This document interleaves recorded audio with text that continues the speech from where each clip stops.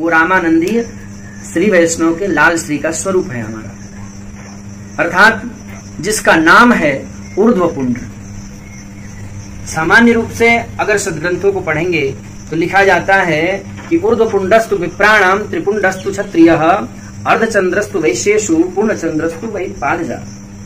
यानी ऊर्ध्वपुंड तिलक जो है वो ब्राह्मण का होता है, क्षत्रिय का त्रिपुंड होता है और वैश्य का अर्धचंद्र होता है, पूर्णचंद्र जो है शूद्र का होता है। तो उन वर्णों को विभाजन न करते हुए जिस परंपरा में अगर दीक्षित होता है, क्योंकि परंपराओं का और इन वर्णों व्यवस्थाओं को जिसमें मत भेद थे, भेदभाव था, उन भेदभावों को समाप्त करके जगत गुरु रामानंदाचार्य भगवान ने एक वाक्य दिया कि जात पात पूछे नहीं कोई, हरि के भजे सो हरि का हुई।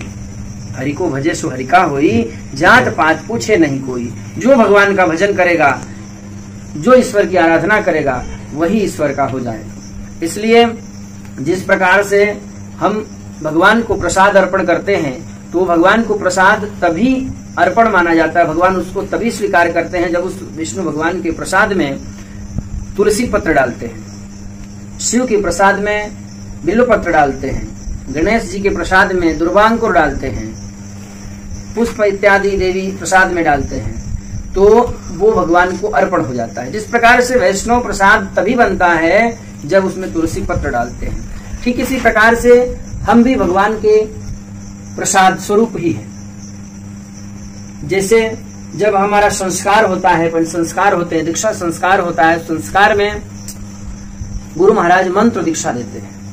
मंत्र दीक्षा के बाद उसमें आपके गले में एक तुलसी देते हैं, तुलसी, ताकि जब तक आपके गले में तुलसी रहेगी तो आप भगवान के साक्षात प्रसाद स्वरूप माने जाएंगे। और जब आपके गले में तुलसी होगी और जब भगवान को आप कुछ भी अर्पण करेंगे तभी वो ग्राह्य होगा। भगवान शिव के प्रसाद स्वरूप में रुद्राक्ष है, तो रुद्राक्ष को जब तक आप ध्यान नहीं करेंगे और भगवान शिव को भोग लगाएंगे, प्रसाद अर्पण करना चाहेंगे, वो अर्पण स्वीकार नहीं होगा। भगवान विष्णु को प्रसाद आप भोग लगा रहे हैं, परंतु आपके गले में ही स्वयं तुलसी की माला न हो, तुलसी की कंठी न हो, भगवान को स्वीकार नहीं होगा। इसलिए प्रसाद स्वरूप में सबको तुलसी जरूर गले में धारण करना चाहिए। और तिलक स्वरूप में जिस परंपरा से जिस गुरु ने आपको दीक्षा दिया उनका स्वरूप क्या है, उस स्वरूप का विशेष रूप से धारण करना चाहिए। स्वरूप वो क्या है, तो जिसका नाम ऊर्ध्वपुंड है।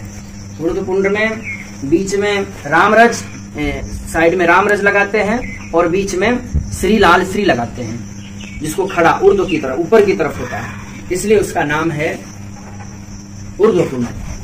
बीच में नीचे भ्रुवोर मध्य यानी दोनों आंखों के बीच में नाक के ऊपर ठीक हनुमान जी का सिंहासन होता है और राम लक्ष्मण के स्वरूप में दो रामरज होता है और बीच में सीता जी के स्वरूप श्री होता है, लाल श्री होता है। इस प्रकार से ऊर्ध्वपुंड तिलक हमें धारण करना चाहिए। ये हमारा वास्तविक स्वरूप है।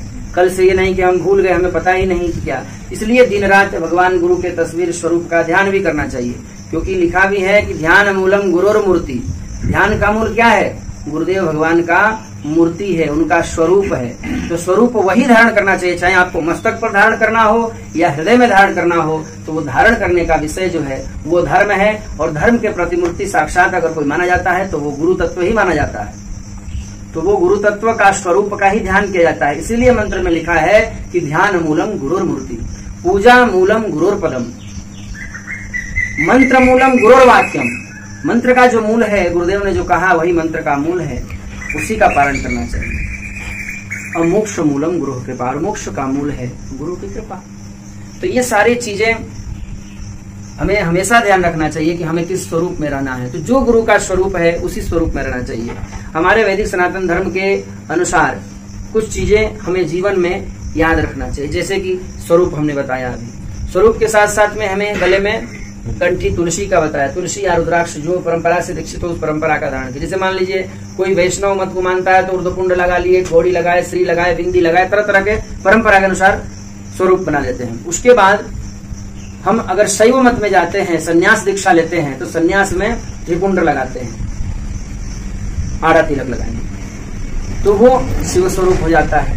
तो हम उस स्वरूप से उस व्याख्यान में नहीं जाकर के वैष्णव में, क्योंकि हम वैष्णव मत को मानते हैं, तो वैष्णव स्वरूप में वही होता है कि ऊर्ध्वपुंड लगाते हैं। उसके साथ साथ में गले में तुलसी होना नितांत आवश्यक है। साथ साथ में हमारे शिखा होना बहुत जरूरी है।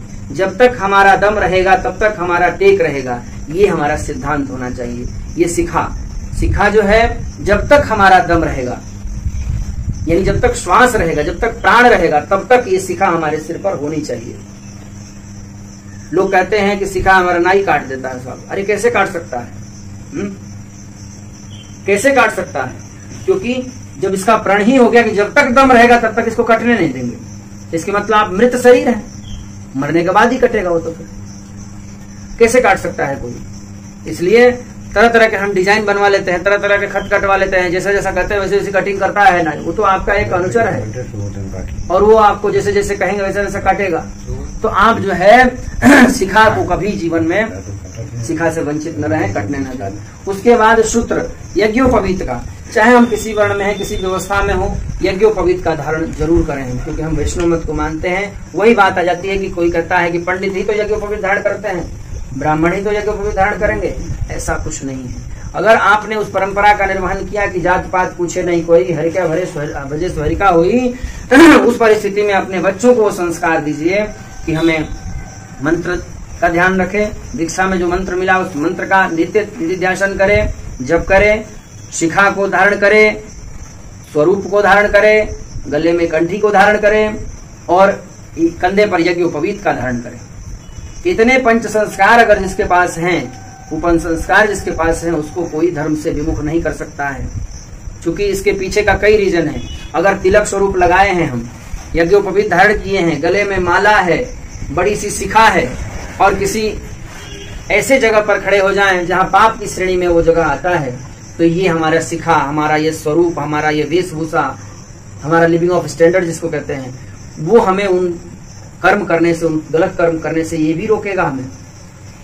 वास्तविकता में थोड़ा सा भी अगर ज्ञानी पुरुष होगा तो वो वेशभूषा भी उसको रोकेगा कि यार कम से कम तू अपने वेशभूषा को तो देख, तू किस वेशभूषा में है और तू कर्म क्या करने जा रहा है। इसलिए हमें अपने स्वरूप का विशेष ध्यान रखना चाहिए। और वैष्णव मत को मानते हैं तो इस पंच संस्कारों को विशेष ध्यान में रखते हुए शिखा सूत्र से कभी वंचित न हो, स्वरूप और कंठी से कभी वंचित न हो, ये तो कम से कम ध्यान रखें। और साथ साथ में नित्य अपने परंपरा अनुसार जो हमारे सदग्रंथ हैं, जैसे रामचरितमानस है, श्रीमद् भागवत महापुराण है, श्रीमद् भगवत गीता है, इतने को तो कम से कम अपने घर में रखें, स्थापित करें, क्योंकि भगवान का स्वयं वांग्मय स्वरूप माना जाता है। रामचरितमानस साक्षात राम जी का स्वरूप है, राम जी का शरीर है साहब। श्रीमद् भागवत महापुराण भगवान कृष्ण का साक्षात वांग्मय स्वरूप है। ये मत सोचना कि ये लिखा हुआ एक किताब है। गुरु जी कहा करते थे कि जो श्रीमद् भागवत महापुराण को, रामचरितमानस को जो किताब समझता है, गंगा को जो पानी और साधारण नदी समझता है, हनुमान जी को जो बंदर समझता है और गुरु को साधारण मनुष्य समझता है, वो मनुष्य नहीं है साहब, वो राक्षस ही हो सकता है, वो पशु ही हो सकता है जो इन सब चीजों को जो है रामचरितमानस को पुस्तक समझे, गुरु को आदमी मनुष्य साधारण मनुष्य समझे, गंगा को साधारण पानी समझे। ये मनुष्य नहीं समझे, ये तो कोई जानवर ही होगा जो ऐसी बातें करे। इसलिए हमें पंच संस्कारों के साथ साथ में ये हमारे सदग्रंथ हैं, ये साक्षात भगवान के स्वरूप हैं, इनको घर में सिंहासन पर नित्य विराजमान रखें। और साथ साथ में आप तो सब जानते हैं, केवल उसको चित्त पर सबके है, केवल उसको उजागर करने की आवश्यकता है। एक साक्षात धर्म जिसको हम सिख धर्म कहते हैं, वो सिख धर्म किस पर आधारित है जी? है उसका मूल स्वरूप क्या है सिख धर्म का? उसका धर्म ग्रंथ क्या है? गुरु क्या है? तो गुरु उसके ग्रंथ साहब ही है, गुरु कोई और नहीं है। गुरु ग्रंथ साहब, नाम ही गुरु ग्रंथ साहब है। उनका गुरु क्या है? ग्रंथ को ही पूजा करते हैं। गुरु ग्रंथ ही भगवान है, ग्रंथ ही गुरु है, और उसमें जो लिखा हुआ वही गुरु की वाणी है, वही भगवान की वाणी है। उसी का निधिध्यासन करते हैं, उसी का पाठ करते हैं, मनन चिंतन उसी का करते हैं। और आज दिन दोगुना रात चौगुना तरक्की कर रहे हैं, बढ़ रहे हैं और दुनिया में सम्मान पा रहे हैं। तो हम एक परंपरा, जिस परंपरागत से हम दीक्षित हैं, जिस परंपरा में हमने जन्म ले लिया, उस परंपरा का निर्वहन करें। नहीं तो भगवान साफ साफ शब्दों में निर्देशित कर रहे हैं श्रीमद् भगवत गीता में कि स्वधर्मेन अभिरतः, अपने अपने धर्म का पालन करने से संसिद्धि लभते न, संसार की सारी सिद्धियां सुलभ हो जाती है। स्वधर्मे निधनम श्रेयः, अपने धर्म में मर जाना अच्छा है, निधन हो जाना श्रेय है। पर धर्मम भयावह, दूसरे का धर्म भयानक होता है। इसलिए भगवान की बात तो कम से कम मानो, हमारी बात मानो या मत मानो, परंतु भगवान कृष्ण ने जो कहा है उसको तो मानो। क्योंकि जो भगवान की बात नहीं मानता, सदगुरुदेव की बात नहीं मानता, उसका जीवन में क्या होगा ये तो हम भी अपने शब्दों से वर्णन नहीं कर सकते।